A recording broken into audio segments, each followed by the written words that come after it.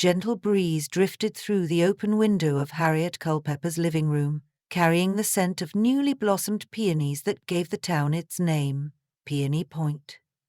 The late afternoon sun cast golden rays across Harriet's comfortable furniture, illuminating a collection of well-worn novels piled atop her coffee table. It was Tuesday, the day of the local retirees' book club meeting, and Harriet, who had once been a school librarian and still possessed an uncanny nose for hidden details, felt an air of excitement that she couldn't quite explain.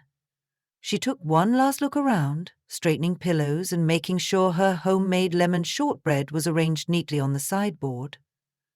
The ringing of her doorbell signaled the arrival of the first members. She hustled over, enthusiastic to welcome her fellow readers. Ethel Rosenbaum arrived first, purse clutched in one hand and a hardcover copy of the book club's current selection tucked under her arm. Ethel's curly grey hair bounced with every step she took. Although Ethel was spry and witty, she had a fondness for dramatic flair. Next came Doris Montgomery, who always wore a charming floral scarf around her neck. With her bright green eyes and knowing smiles, Doris had a way of making everyone feel listened to. Following Doris was Alan Jeffries, a retired postman who had a warm laugh and an eternal sense of curiosity. He handled details like they were letters that needed proper sorting, never losing track of even the smallest piece of information. Finally, Margaret Ellis showed up, wearing a wide-brimmed hat adorned with artificial peony flowers. Despite her cheery demeanor, she carried with her an air of calm that had soothed many neighbors over the years. Once everyone settled into Harriet's plush chairs and sofa, they admired the plate of lemon shortbread for a moment before diving into conversation. The topic of the evening was A Secret Among the Roses, a classic romance mystery that admittedly had a few too many florid descriptions for some of the group's taste. Still, Harriet had insisted on reading it because she thought it might spark debate. And indeed, by the second chapter, opinions had formed. Alan, whose patience was legendary, was the only one who admitted to enjoying the protagonist's drawn-out hand-wringing scenes. Ethel, on the other hand, had teased him mercilessly about it. That was all part of the club's charm. Friendly teasing, spirited discussions, and plenty of baked goods. An hour into the chat, Ethel retrieved her edition of A Secret Among the Roses and began flipping through its pages. "Look at this," she said, peering closely at the inside margin. "This isn't my handwriting, and I certainly didn't write in my copy with a pencil." Ethel revealed on the margin of one of the pages faint scribbles that looked like a word or two, maybe a date, but they were so soft and faded that it was difficult to make out. Harriet lifted her eyebrows. "Are you sure it's not a printing error?" "Positive," Ethel insisted. She handed the book over.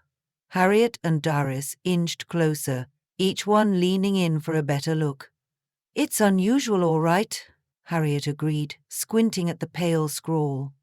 "Almost looks like someone left a tiny message, but I can't read the entire thing. Perhaps it's a date, or maybe someone's initials?" Doris passed the book to Margaret, who scratched her chin thoughtfully. "There's an 8 and maybe a P or a 9. I really can't be sure," Margaret said. "I see some partial words on the other side, right where the love interest first appears in the story." "Everybody check your copies," Harriet instructed. They did, and to their surprise, the same barely legible markings appeared in each person's edition. When Harriet gently ran a finger over the faint pencil scribbles, she felt a shiver of curiosity. She'd never known their local used bookstore, Lila's Literary Corner, to lend out heavily annotated volumes. In fact, Harriet distinctly remembered Lila saying she vetted any second-hand books before selling them. So how had 5 nearly identical annotated copies ended up in these retirees' hands? Alan carefully turned pages to see if more annotations were hidden. Sure enough, halfway through they discovered another note, written in the margins near the scene where the protagonist unearthed a secret letter in the garden. That margin note read, "Look behind the statue."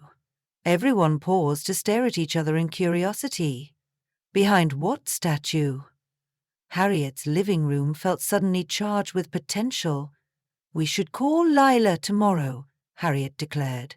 "Find out where these books came from and see if any other customers have noticed these messages." The next morning rose bright and mild, perfect for a pleasant stroll. Harriet, Doris, and Alan arranged to meet Ethel and Margaret in front of Lila's Literary Corner, a quaint shop occupying a sun-dappled corner of Main Street. The building's facade was painted a sweet lavender, and its displays showcased a variety of novels, mysteries, and romance paperbacks. A small sign in the window read, "Browse to your heart's content." Inside, the scent of old pages welcomed them.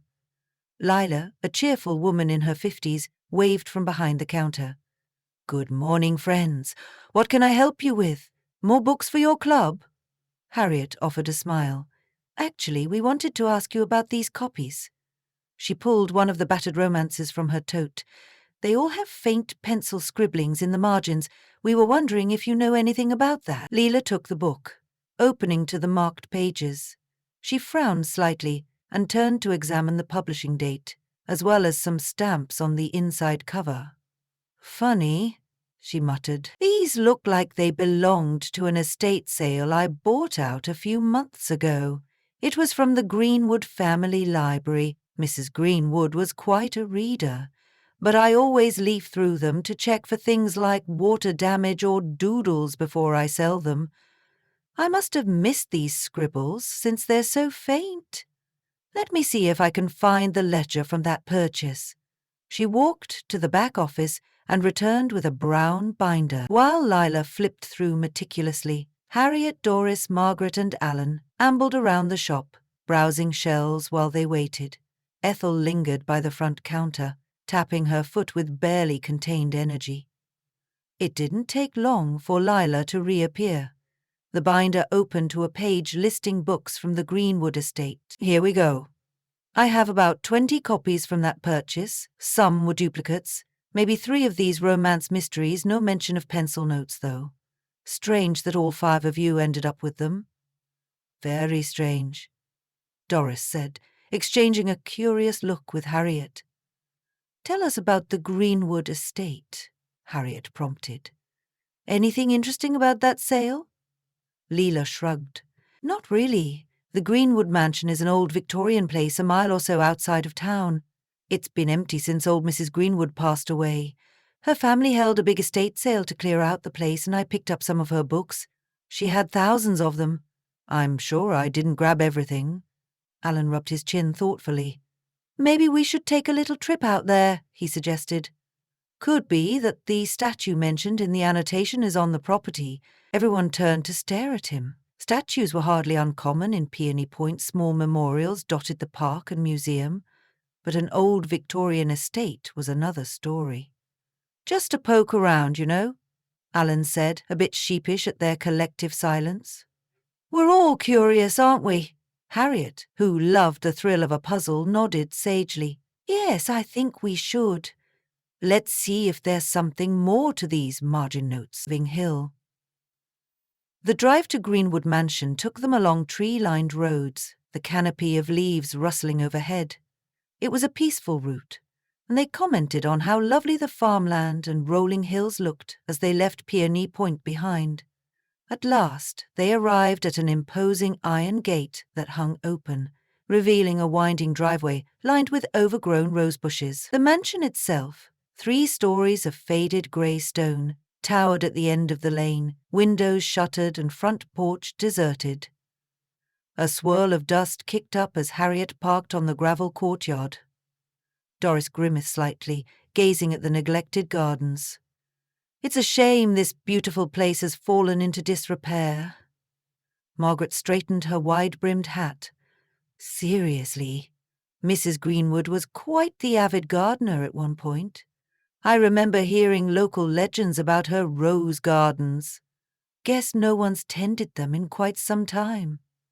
She fingered the margin notes in her copy of the book, which she had brought along in her purse. They hadn't taken more than a few steps when a man in overalls came wandering from behind the mansion. He wore large headphones and was so startled to see 5 retirees standing on the lawn that he nearly dropped his gardening shears. Sliding the headphones down around his neck, he removed his baseball cap politely. "Afternoon," he greeted, sounding cautious. "Can I help you folks?" Ethel, no stranger to directness, took the lead. "We're from the Peony Point Book Club. We were hoping to learn more about the estate sale here a few months back. Are you the caretaker?" He nodded. "Name's Roy. I oversee the grounds while the family figures out what to do with the place. Not many visitors come around, so you startled me a bit. What can I do for you?" Harriet showed him the book. "There are curious notes scrawled in the margins, and we think they might point to something on the grounds. One of them says, 'Look behind the statue.' We're trying to solve the puzzle." Roy's eyebrows rose. "Behind the statue, huh? Well, I know there's a statue in the courtyard on the south side, another near the rose garden out back, but it's all overgrown. If you want to look around, be my guest. Just be careful, some of the brickwork in the garden is loose." Ah. They secured permission to wander, and found themselves tromping across a field of unkempt grass toward the house's south side. Watching her footing, Margaret commented, "If there are multiple statues, we may face a treasure hunt." She patted the copy of A Secret Among the Roses in her bag. "In the novel, the secret letter was tucked into a crevice of a garden statue, so I'd guess that's the clue." They rounded the corner and spotted an old marble statue, perched on a pedestal, depicting a graceful woman in flowing robes. A worn plaque at the base read, "To my beloved Genevieve, 1920. Time had weathered the carving, but there was still something elegant about it. Ethel marched right up to the pedestal, scanning the area behind it. Vines and fallen leaves cluttered the space. She carefully lifted some of the vines, revealing little more than a chipped stone base. Alan emerged from behind the statue with a slight frown. "Nothing obviously hidden," he said, dusting off his hands. "Let's try the other one." They circled around to the back courtyard, the path leading to a sprawling rose garden. Once a masterpiece of horticulture, it was now consumed by tangled briars and thorny stems that threatened to snag passers-by. In the center stood another statue, this one of a kneeling angel, wings partly broken. Harriet's heart gave a flutter. It seemed the perfect place for a hidden message or a small compartment. She approached, stepping gingerly to avoid prickers. The rest of the group followed, rummaging behind the statue as carefully as possible while brambles tugged at their sleeves. Doris let out a soft gasp. "There's something here," she said. Peering fearfully at a hole that seemed to have been dug in the soil just behind the statue, she used a gloved hand to brush away dirt and debris. Indeed, a small wooden box, severely faded and water damaged, came into view. It looked like it could have been buried at some point, or just left on the ground long enough to partially sink into the soil. Harriet got on her knees, ignoring the discomfort. She pried the box open. It was loose enough that the water damage had weakened its hinges. Inside were several small scraps of paper, curled with age. One was so fragile it nearly disintegrated at her touch. But Harriet recognized old-fashioned handwriting across each slip. The group huddled close as she carefully lifted one piece to read. "Cannot keep the letters here. I fear they'll be burned. Must hide them with you. If not found, all is lost. Aggie." She glanced at the others, hearts pounding in the hush of the neglected garden. Ethel drew in a breath. Letters? Hidden letters? It sounds like a message from someone who was concerned their correspondence might be destroyed. Margaret checked the next note, half faded. "I see references to a confrontation. He found out about our arrangement. I must be discreet." Good heavens, this is more intriguing than the novel. Alan gingerly picked up a scrap that had a date scrawled on it. June 8, 1974. This is definitely not from the same time period as that statue's plaque from 1920. This must have been put here more recently, maybe just decades ago. But who is A.G.? Harriet imagined the spectre of old Mrs. Greenwood drifting through these gardens, quietly stashing secrets. "Perhaps we should talk to Roy, or do some local research," she said. But I have a hunch these margin notes in the book might be a clue, or a map leading us to this box. Which means there might be more clues in other pages, reasoned Doris. We should go back and examine each copy more thoroughly, see if we missed any additional hints. Back at Harriet's cozy living room, the group spread the 5 copies of A Secret Among the Roses across the coffee table. They stacked the fragile scraps of paper from the recovered box alongside them, hoping to match any repeated words or numbers. Harriet retrieved a magnifying glass from her desk, an old habit from her librarian days. Together, they pored over each book. In Ellen's copy, Ethel discovered the faint shape of a pencil-drawn arrow pointing to the phrase deferring to the lady's request. In Ethel's copy, Harriet noticed what might be an anagram in the margin, Grinwood. Could it be a scrambled version of Greenwood? Harriet held it up for everybody to see. It's just missing an E. But it's too close to be a coincidence. Margaret, scanning the final chapters, nodded at an underlined sentence. The garden is the key to unlocking the truth. She pointed. Clearly, whoever wrote these notes was referencing Greenwood's garden. So the margin notes brought us there, and we found these scraps. But is there more? It was Doris who picked up one of the scraps from the box and tried piecing 2 or 3 together. She exclaimed softly, "Some bits might fit together like a puzzle." After some trial and error, a partial sentence emerged. My sister's letter was stolen. Must keep safe until resolved. All the edges were ragged, and entire sections were missing. Still, it was enough to stoke the group's curiosity. What if this was part of a personal crisis or family conflict in the Greenwood house decades ago? Harriet mused. Letters stolen or hidden. Then someone wrote these margin messages in a set of books, presumably hoping the right person would find them? Alan looked thoughtful. The question is, why now? The books ended up in a used bookstore only after Mrs. Greenwood's estate was cleared. Did the family know about these hidden notes? Ethel shrugged. Maybe not. Maybe they were lost to time. But we found them, which makes me wonder if there's something in the house itself, besides these scraps, that solves the puzzle. You mean we should go inside the mansion? Harriet asked, raising an eyebrow with a mixture of caution and thrill. Roy might allow it if we ask nicely, Doris said, especially if we tell him we found an old box of family documents. He might direct us to the Greenwood archives or an attic. We should at least try. The following day they returned to the Greenwood mansion. Roy greeted them at the door, tipping his cap. Welcome back, he said. What have you discovered so far? That little old box was interesting, wasn't it? They showed him the scraps of paper, explaining that these may be relics of a Greenwood family mystery. Roy rubbed his jaw, intrigued. I'm not sure how much rummaging I can let you do inside, but I guess it can't hurt to look in the old library upstairs. If there's anything left, you might find it in there. He unlocked a heavy wooden door, letting them step into a grand foyer where dust motes floated in pale streams of light. The Greenwood mansion's interior was a mix of peeling wallpaper and antique splendor. Persian rugs lay rolled up in corners, leaving dull floorboards partially exposed. Portraits of stern-faced ancestors lined the hall. Roy led them up a wide spiral staircase to the 2nd floor, opening a door that creaked in protest. Here's the library. Let me know if you need anything. They entered a spacious room lined with towering bookshelves. Many shelves were empty, likely from the estate sale, but corners still held random volumes and boxes that the family hadn't cleared out. The old fireplace in the corner looked as though it hadn't been lit in decades. Harriet inhaled deeply, the scent of old paper and dust stirring her librarian's instincts. They split up, rummaging carefully. Margaret found old newspapers. Ethel spotted a diary missing its front cover. Doris thumbed through sets of unused stationery. Alan meticulously opened each box on a large wooden desk, and Harriet scanned the shelves for anything labelled Greenwood.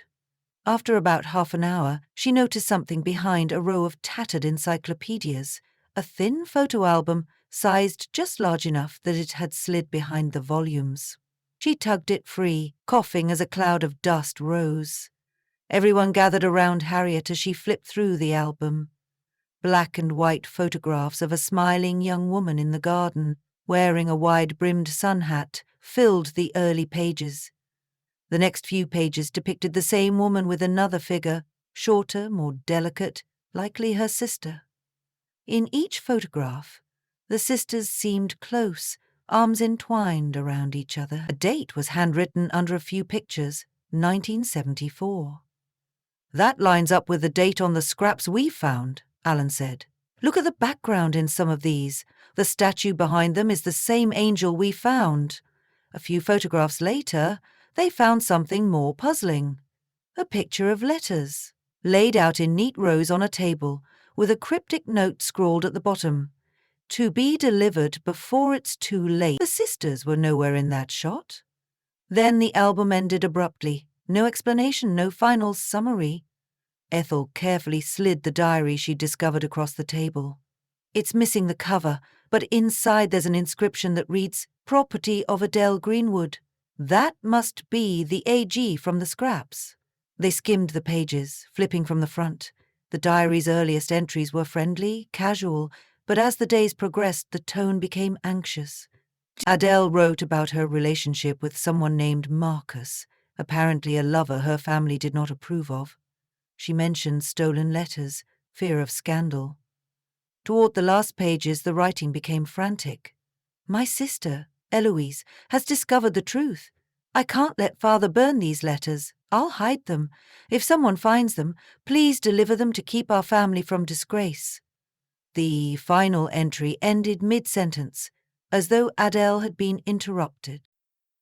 Margaret let out a low whistle. So it was a family scandal. Adele feared her father or someone else was going to destroy her letters to Marcus. Alan flipped the final half-dozen pages. No mention of what happened to Eloise or the letters. Perhaps the scraps we found in that wooden box were next-level attempts to preserve the story. Harriet clasped her hands together in excitement. This all points to the conclusion that Adele physically stashed letters behind the garden statue. The margin notes in a secret among the roses were possibly her coded way of directing someone to find them, maybe Eloise or a sympathetic friend. For some reason, no one found them until the estate sale triggered our little adventure. Ethel's heart pounded. "Wait. Do you think the letters are still out there somewhere? We found scraps, but not the letters themselves." They exchanged looks. It felt like puzzle pieces were clicking together. Since the box was relatively small, maybe it only contained a portion of the letters, or maybe water damage destroyed them over time. The group decided to carefully re-explore the statue area in the garden, but more thoroughly this time. Roy allowed them to take a few garden tools and do a controlled dig around that same statue. Carefully, they dug around the base, rummaging through thick roots until Doris's trowel hit something hollow. Harriet helped pry it loose, a rusted metal tin, bigger than the wooden box they had found. Gently, they carried the tin back to the mansion's library and laid it on the dusty wooden desk. The lid was stubborn, rust crusting the edges, but Alan used a small screwdriver from his jacket pocket to work it open. Inside, layered in old parchment, they discovered an entire correspondence. Letters written in elegant script, addressed from Marcus Addison to Adele Greenwood. Some were postmarked from different cities across the country. They spoke of secret meetings, references to disapproving parents, promises of a new life together. The last few letters revealed Adele had discovered some shameful family secrets that prevented them from living openly. Marcus pleaded for her to run away, but Adele hesitated, writing about staying loyal to her younger sister. One letter ended with, "I fear I may be forced to leave soon. If I do, I shall await you in Boston. Yours forever, M.M." Doris's eyes glistened. Such heartbreak. They never got to be together, it seems. Harriet felt tears welling. Who knows how the family feud ended, but Adele must have hidden these letters to preserve their memory. And the margin notes were her last-ditch attempt at ensuring the truth wasn't lost. Or maybe Eloise wrote them, hoping to recover the letters on Adele's behalf. Alan stared at the letters in awe. "Well, we've solved the puzzle, But it's also quite sad. Margaret nodded. We have a responsibility now. This is Greenwood family history. Possibly there are living descendants who'd want to know the truth about Adele and Marcus. Roy entered quietly, having stepped out earlier to allow them space. Harriet handed him the newly found letters. He shook his head in amazement. This is definitely something I should pass on to the Greenwood heirs. They might want to keep it or donate it to a local museum. Thank you all for uncovering this. Ethel let out a satisfied sigh. I guess this means our amateur investigation is complete. But I do wonder, did Adele ever see Marcus again? That evening, the 5 friends gathered in Harriet's living room. The coziness had deepened, as though the shared experience had bound them more tightly. In place of lemon shortbread, Harriet served apple crumble fresh from the oven. They sipped tea, each reflecting on the strange journey taken thanks to scribbles in the margins of a second-hand novel. We should ask Lila to keep an eye out for more old books from that Greenwood estate, Alan suggested, stirring a dollop of cream into his cup. Just in case there are other messages. Ethel gave a rueful laugh. You realize we've become official book detectives. Is that going to be our new pastime? Doris patted Ethel's hand. I love it. Who needs crosswords when we can solve real mysteries? She took a bite of crumble and turned to Harriet. Do you think we'll hear from the Greenwood heirs about those letters? I hope so, Harriet said. Even if we never do, I'm grateful we were able to keep Adele's story from disappearing. The margin notes might have remained overlooked for decades if we hadn't picked up these copies at Lila's, Margaret chimed in, her voice warm with satisfaction. It's all rather romantic and heartbreaking at the same time. Imagine loving someone so strongly you risk scandal, bury family secrets, and hide letters in a garden. Makes me wonder what else is hidden around Peony Point. Harriet smiled at that. Plenty, I'm sure. It's a quiet town, but old houses carry old secrets. Perhaps we'll find them in the library or at some other estate sale. Peony Point's book club might become famous for unearthing every dusty mystery in the county. They all shared a gentle laugh. Outside, the sky darkened softly, and a hush fell over the neighborhood. Though the Greenwood mansion stood empty on the outskirts of town, the letters were safe, and the voices of Adele and Marcus carried forward. Puzzle solved, the heartbreak remembered, and new bonds formed among 5 retirees who had once only gathered for lively conversation over well-worn paperbacks. As the evening closed, Harriet walked her friends to the door, bidding them all good night and reminding them of next week's book club meeting, promising it would be less eventful. There was a contented glow in everyone's eyes as they stepped onto the porch, the moon lighting up the garden path. The crisp night air spoke of secrets revealed and friendships deepened. And so they parted, hearts warmed by the thought that in the margins of life, or of a book, true mysteries could be found and gently solved, bringing forth stories that deserve to be told.